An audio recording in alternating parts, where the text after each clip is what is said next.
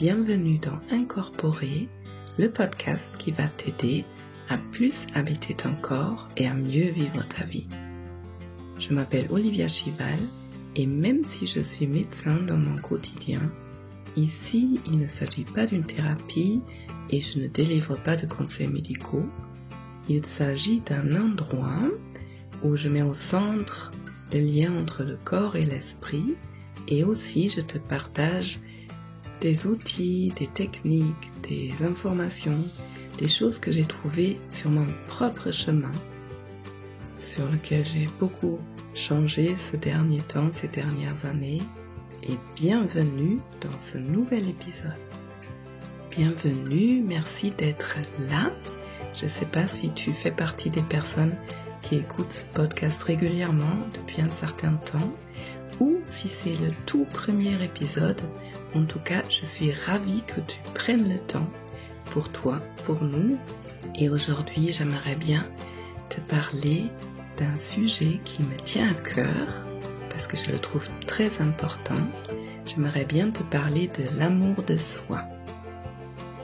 La semaine dernière, j'ai passé une très belle après-midi avec 2 amies, et une des 2 amies m'a demandé « Mais c'est quoi en fait pour toi la définition de l'amour de soi ?» J'ai trouvé que c'était une très très belle question et aussi que c'était pas forcément facile à répondre et ça m'a fait réfléchir encore quelques jours et du coup je me suis dit tiens, c'est une belle question pour le prochain épisode d'Incorporer. Donc merci les amis pour vos super bonnes questions et merci de toute façon pour tous les retours que vous me faites et pour toutes les questions que vous me posez et surtout pour toutes les bonnes questions que vous posez. Parce que autant je dis souvent qu'il faut arrêter de se poser des questions et apprendre à être là avec ce qui est, autant je trouve quand on se pose les bonnes questions, ça nous aide vraiment à aller de l'avant, à aller mieux. Je vais donc vous proposer dans cet épisode 12 façons de définir l'amour de soi comme moi je le comprends et que je le vis. Et juste avant de me lancer dans ce beau sujet, voici l'annonce qu'il y aura de nouveau un calendrier de l'Avent du 1er décembre au 24 décembre ici dans le podcast et vous pouvez gagner quelque chose en plus. Pendant ces 24 jours, vous pouvez gagner une place dans le prochain tour de ma sécurité intérieure qui va probablement se tenir quelque part au printemps de l'année prochaine et je vous en dirai un peu plus la semaine prochaine et je vous marquerai aussi en dessous de chaque épisode ce que vous pouvez faire pour gagner cette place. Et avec tout ça dit, c'est parti pour l'épisode.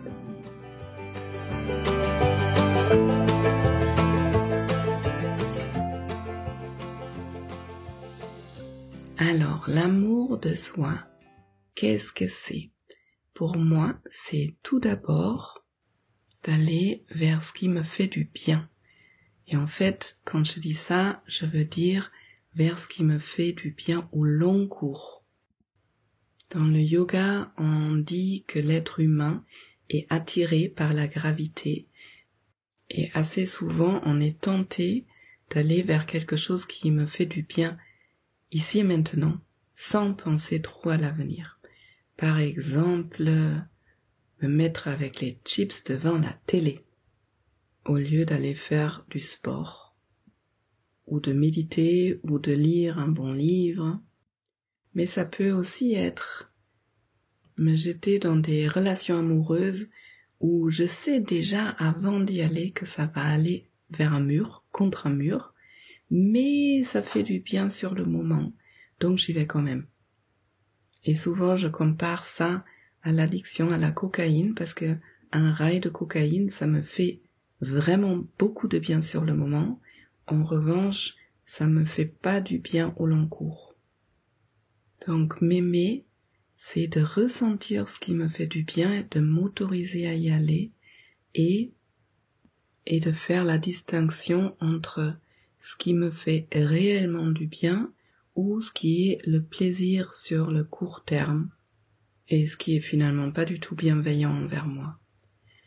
Ressentir ce qui me fait du bien implique aussi que je puisse ressentir, parce que pour savoir ce qui me fait réellement du bien, j'ai besoin d'habiter mon corps, j'ai besoin de ressentir des sensations physiques. En fait, c'est mon corps qui m'indique ce qui me fait du bien et ce qui me fait pas du bien, c'est pas mon mental. Mon mental, il peut toujours me donner des listes avec des pour et des contre, mais il ne peut pas ressentir vraiment ce qui est bon pour moi. Dans le même thème, le deuxième point, l'amour de soi, pour moi, ça implique aussi que je m'autorise à aller de plus en plus vers des endroits où je me sens bien accueillie, soutenue, et vers des personnes avec lesquelles je me sens vraiment bien. J'ai entendu une interview avec Elizabeth Gilbert, qui est une autrice du livre Love It Pray, qui disait qu'elle n'allait plus qu'à des endroits où elle se sentait vraiment, vraiment, vraiment bien et aimée. Ça a résonné en moi, et en fait, le plus je m'aime, le plus je me respecte, le plus je suis bienveillante envers moi-même, le plus je vais pouvoir voir ces endroits, ces personnes qui me traitent de la même façon. Ça m'amène au point numéro 3. Parce que autant je vais de plus en plus vers des personnes avec lesquelles je me sens vraiment bien, autant les relations en elles-mêmes et surtout les relations très proches et intimes ne sont pas toujours faciles. Et donc m'aimer, ça veut dire aussi m'engager dans des relations qui sont vraiment importantes pour moi, de mettre de l'énergie dedans pour pouvoir dépasser des conflits au lieu de les éviter en n'étant pas honnête, en ne pas disant ce que je pense ou tout simplement en fuyant. Mais m'aimer, pour moi, ça veut dire que avec les personnes qui sont vraiment importantes pour moi, je prends du temps, je prends de l'énergie et je regarde qu'est-ce que c'est qui est difficile là entre nous en ce moment et comment on peut le résoudre ensemble. Je crois que j'en ai parlé dans le dernier épisode, mais les conflits dans nos relations proches sont une super opportunité pour que chacun puisse grandir dans cette relation et pour que cette relation s'approfondisse et devienne de plus en plus forte et nourrissante. Point numéro 4. M'aimer veut dire pour moi prendre soin de moi dans le quotidien, dans les petites choses, comme dans les grandes choses, mais surtout aussi dans les petites choses. Et respecter mes propres besoins.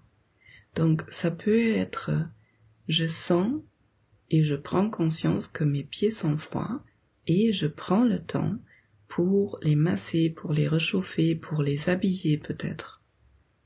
Je prends conscience de ma posture, je prends conscience du fait que je suis tordue et je prends cette énergie et cette attention pour m'asseoir de façon plus alignée, pour que mon corps se sente bien et pour que mon corps puisse relâcher et respirer.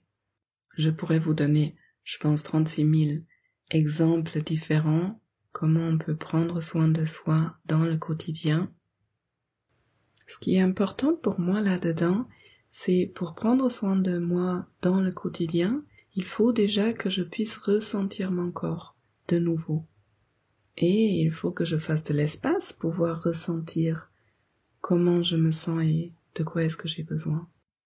Souvent, on est tellement impliqué dans toutes les tâches à faire, on court d'un truc à l'autre, qu'il n'y a même pas l'espace pour moi, pour sentir comment mon corps se sent, de quoi il a besoin, de quoi est-ce que moi j'ai besoin. Il y a des personnes qui oublient d'aller manger, il y a des personnes qui ne prennent pas le temps de faire pipi quand le corps le demande, ou de s'hydrater, de boire de l'eau. Donc m'aimer pour moi, prendre soin de moi, c'est de porter mon attention à l'intérieur de mon corps assez régulièrement pour pouvoir ajuster, pour que mon corps puisse se sentir bien et du coup mon esprit aussi, parce que ça fonctionne ensemble. Point numéro 5. L'amour de soi, m'aimer, veut dire pour moi aussi dire les choses qui sont importantes pour moi, prendre ma place. On peut avoir tendance à se dire mais non, je vais rien dire là parce que c'est pas important, ou parce que je veux pas blesser l'autre, ou parce que l'autre va pas pouvoir l'entendre et il va me rejeter, ou il va partir. Et ça veut dire que je me donne pas de l'importance. J'ai le droit d'exister sur cette terre, et quand vous regardez les bébés, quand ils naissent, et dès qu'ils ont besoin de quelque chose, ils vont s'exprimer, ils vont hurler pour dire « Oh, j'ai faim, donne-moi quelque chose à manger, je ne suis pas content avec ceci et cela, aide-moi, viens me voir, j'ai besoin de liens, j'ai besoin de chaleur. » Et en fait, on savait le faire quand on est arrivé sur cette terre, et au fur et à mesure, avec la société, l'éducation, etc., on perd cette capacité. Alors attention, je ne vous demande pas de hurler et d'être égoïste à tout prix, mais tout simplement trouver un juste équilibre où vous pouvez prendre conscience de ce qui est important pour vous et de pouvoir le dire, de pouvoir l'exprimer et de pouvoir vous faire exister dans ce monde et dans vos relations. Point numéro 6. M'aimer, l'amour de soi. Pour moi, ça implique aussi que je puisse me faire confiance. Et ça, c'est un sujet qui est intéressant. Il y a beaucoup de personnes qui viennent me voir en me disant « j'ai pas assez confiance en moi ». Et moi, j'aurais tendance à demander « mais comment tu te traites et est-ce que tu peux te faire confiance ?» Parce qu'il y a beaucoup de personnes qui se disent « bon, cette semaine, je vais faire du sport 3 fois par semaine. » Et en fait, ils en font pas. Si vous vous imaginez avoir une relation entre vous et vous, une relation avec vous-même, eh bien si une part donne une promesse et finalement ne la tient pas, comment l'autre part peut avoir confiance en cette première part? Pour que je puisse avoir confiance en moi-même, il est nécessaire que je me donne la possibilité d'avoir confiance en moi, que je me respecte et que je tiens mes engagements envers moi-même. Autrement dit, quand je me promets quelque chose, quand je prends des décisions, ou tout simplement quand je dis quelque chose à moi-même, j'ai besoin de m'écouter et de me respecter, de respecter ma parole et de vraiment m'engager. Quand je dis quelque chose, je le fais. Et au fur et à mesure, je vais bâtir une confiance en moi. Je vais pouvoir être rassurée du genre « Ah oui, cette personne, moi-même, elle est honnête. Quand elle dit quelque chose, elle le fait. Je peux avoir confiance. » Et ça fait vraiment partie de l'amour de soi pour moi. Le point numéro 7, je viens de prononcer le mot, c'est l'engagement pour moi-même. C'est une nuance un peu différente du dernier point. Pour moi, c'est important que quand je prends une décision, j'y vais vraiment. Moi, personnellement, quand j'ai envie de faire quelque chose, je le fais à 100%. Je suis là, je donne toute mon énergie. Peut-être parce que tout simplement je sais que je n'ai pas de l'énergie éternellement, je n'ai pas du temps éternellement. Je vais mourir un jour, peut-être demain, peut-être dans 10 ans, peut-être dans 30 ans, qui sait. Et je n'ai pas envie de disperser mon énergie. J'essaye de réfléchir avant, de ressentir. Et quand quelque chose m'attire, quand je dis oui à quelque chose, j'y suis là à 100% pour pouvoir apprendre tout ce que je peux apprendre et prendre tout ce que je peux prendre. Et ça peut dire j'y vais à mon rythme, mais j'y vais quand même à 100%. Ça peut aussi dire je m'engage à ma façon, comme moi ça me convient, et je peux m'autoriser à changer ma façon d'être là, mais j'y vais à fond et je me donne les moyens. Ça m'amène au point numéro 8, qui peut être contradictoire à ce que je viens de dire, et en fait qui ne l'est pas du tout. C'est de m'autoriser de changer d'avis. Il y a beaucoup de personnes qui pensent, quand j'ai pris une décision, il faut que je la tienne jusqu'au bout et jusqu'à la fin de ma vie. Et en fait, non. M'aimer, rappelez-vous, pour moi, c'est de prendre soin de moi dans chaque instant. Et on est des êtres humains, on change, nos conditions changent, et du coup, nos besoins changent. Et je peux m'engager dans quelque chose à fond, et puis, quelque temps plus tard, me rendre compte que, maintenant, ça, ce n'est plus juste pour moi du tout, j'ai besoin d'autre chose, et là, je m'autorise à changer d'avis et à changer de direction. Le point numéro 9, c'est se pardonner. Il y a une coach allemande qui a sorti un magnifique livre l'année dernière avec 50 phrases pour faciliter la vie. Elle s'appelle Karin Kouchik et une de ses phrases c'est quelque chose comme « Oh, ça, je préfère me le pardonner tout de suite ». Ça veut dire prendre l'habitude que quand je me rends compte que j'ai fait une erreur, au lieu de ruminer, de me le reprocher, de m'imaginer toutes les conséquences, tout ce que les autres vont pouvoir penser de moi, de prendre l'habitude et que ça devienne un réflexe, de me dire « Oh, j'ai fait une erreur, c'est ok, je reconnais cette erreur et je me la pardonne. Et je prends ma responsabilité pour faire différemment la prochaine fois. » Pour moi, ça va ensemble. On est des êtres humains, on fait des erreurs, ça arrive. La question c'est qu'est-ce que j'en fais? Souvent quand je reste sur « Oh là là, c'était pas bien ce que j'ai fait », dans ces reproches, dans cette culpabilité, tout mon système se tend et quand je suis tendue comme ça me permet pas forcément de changer. Donc souvent, ça permet que je reproduis les mêmes erreurs. Je sais pas si ça vous parle.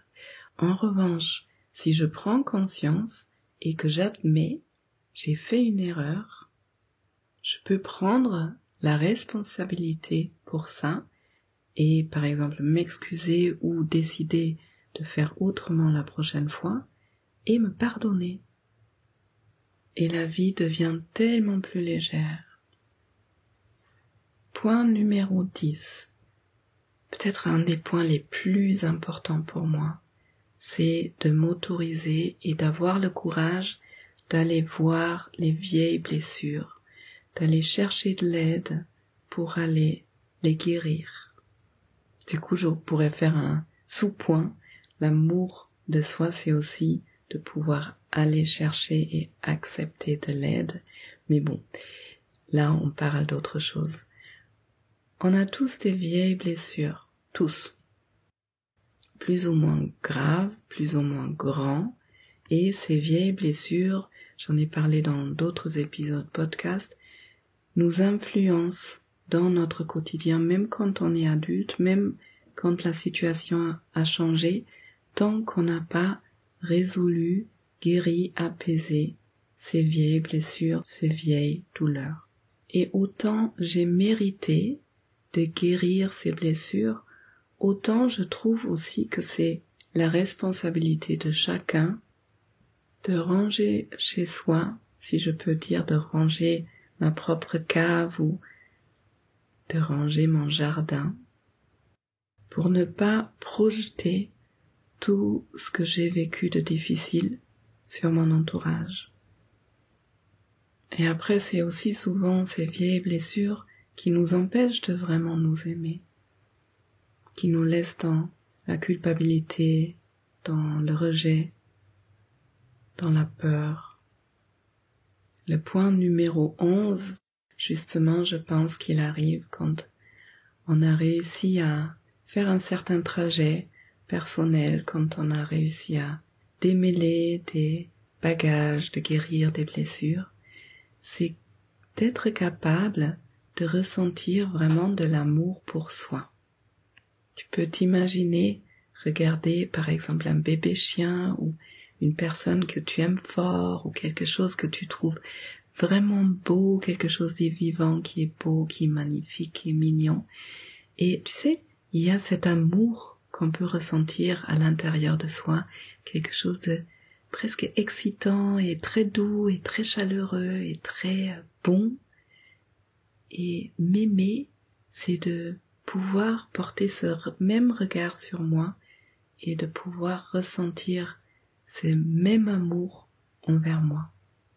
Et ensuite, de cultiver ça, de se baigner soi-même dans son propre amour, parce que tout simplement, on a de l'amour à l'intérieur de nous et on a mérité de baigner dedans, de se chouchouter, de se faire du bien, pour ensuite être plus disponible pour les autres et pour pouvoir faire du bien autour de soi.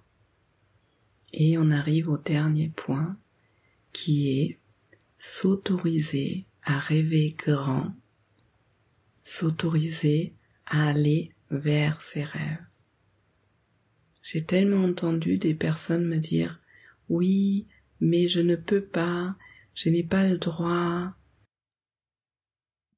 Ce rêve, il est ridicule, qu'est-ce qu'ils penseraient les autres ?» Je pars du principe qu'on n'a qu'une vie ici sur cette terre, que cette vie elle est courte et que c'est presque notre obligation de réaliser nos rêves.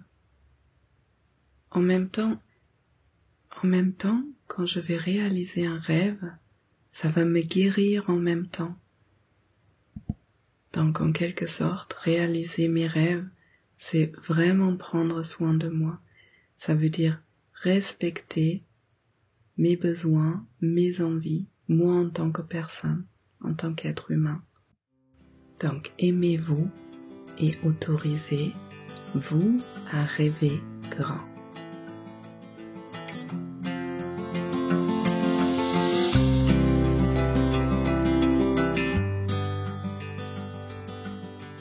Bienvenue après cet épisode sur ma définition de l'amour de soi. J'espère que tu as trouvé de l'inspiration dans cet épisode. J'espère que tu as envie de t'aimer, de respecter de plus en plus. Si tu connais quelqu'un qui aurait besoin d'entendre cet épisode, tu peux le partager et moi je suis toujours très reconnaissante envers des personnes qui partagent ces épisodes. Tu peux me laisser un commentaire, tu peux me laisser des étoiles et un pouce vers le haut si tu écoutes sur YouTube. Et maintenant, j'espère que tu vas bien. Je te souhaite beaucoup de douceur envers toi-même. J'espère que cet épisode t'a aidé à reconnaître à quel point tu es précieux et unique et à quel point toi tu as mérité ton propre amour. Je te souhaite une belle journée, une belle soirée et à bientôt.